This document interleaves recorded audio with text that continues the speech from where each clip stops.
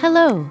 In this video, we will show you how to prepare a great espresso with your Nescafe Dolcegusto Piccolo. Adjust the drip tray to the high position.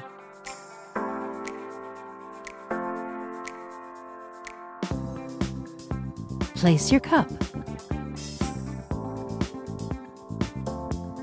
On this capsule, 2 bars means that preparation time is about 15 seconds. Lift the locking handle. Place the espresso capsule in the capsule holder. Push down the locking handle. Move the lever to the hot position. Count 15 seconds or adjust to your preferred cup size. Move the lever back to the stop position.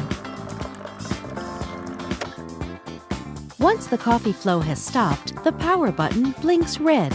Don't lift the locking handle until the power button turns green.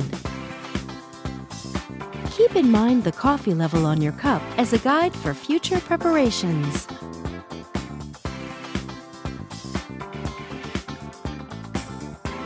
Remove the capsule.